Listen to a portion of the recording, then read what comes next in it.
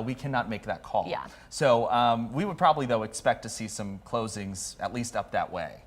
Absolutely, Yeah, and mainly because of that snow. Yeah, and I honestly would think that a lot of the schools will probably close tonight for tomorrow, just to Okay. give, parents those extra time to Allow those kids to prepare make and plans, stuff. plans Oh, with their yeah. friends. You're Yeah. like, That's hey. what I did back in the day.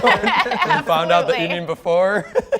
Yes, best. safe, close friends. So close by friends, you don't have to travel too far. Colin, Yes. can you show us some of the temperatures, what it would look like for our Yeah. school commute forecast come early that's a tomorrow good morning? idea. I know if you look forecast, if you search forecast, it will pop up. Anyway, you know that. So if we take Max 2, this is what it would feel like possibly tomorrow morning as the kiddos are heading to school, if they do have school, which I don't think they will. It will be a little bit warmer near Muskegon and points to the north as that clipper starts to move through, and we get that southwest wind off of the lake. So it will be a little bit warmer over there, but overall, I think, honestly, a lot of schools will be closing just because when wind chills get this cold, about -20 to -25 even, especially near I-94 and well into the eastern portion of Michigan as well. I think a lot of schools will be closing tomorrow just because of the bitterly cold temperatures, but also the poor visibility that will likely continue tomorrow morning, especially north of Muskegon, and just the slippery roads that honestly probably won't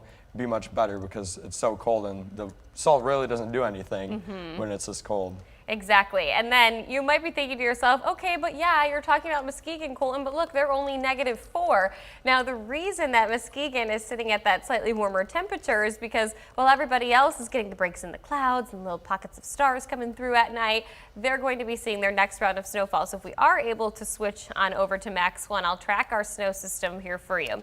Hour by hour forecast shows tonight's lake effect snow tailors way back. It kind of starts to move closer to the US 31 corridor and then over the lakeshore itself as our winds start to pivot from northwest to west to eventually southwest during the overnight hours. That southwesterly wind is actually what's going to set us up for a very brief calm period until our next clipper system rolls through, re-stirs up the ingredients needed in the atmosphere for this lake effect snow to arrive, and then as our system snow arrives, as we hit around noon to 1 o'clock, it's going to impact Muskegon County, Oceana County, Newaygo County, Mason County, and clip northern Ottawa County along with it. But again, as mentioned, the ingredients are starting to set up just right in this case scenario post clipper system to then see that lake effect snow start to drive in behind it. This is only going to increase the amount of snowfall that ends up being on the ground as we head into Wednesday evening. Clipper system departs. There's our lake effect snow. We once again see our winds pivot to out of the north and west as we head into early Thursday morning,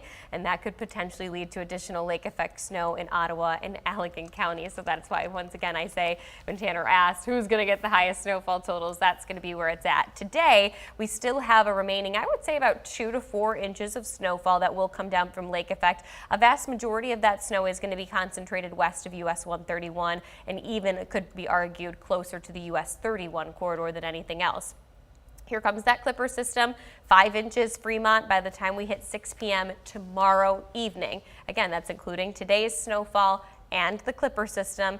Then we start to enhance that even further as the winds start to pivot, giving them a couple more inches of lake effect snow. Winds start to drive out of the north and west, ending the snowfall for the northwest zone and potentially pushing it right back down towards Ottawa and Allegan County. At least we're seeing some little periods of relief snuck in there in between each system for Relief certain is always counties. good. Yeah, a little bit of relief is always good.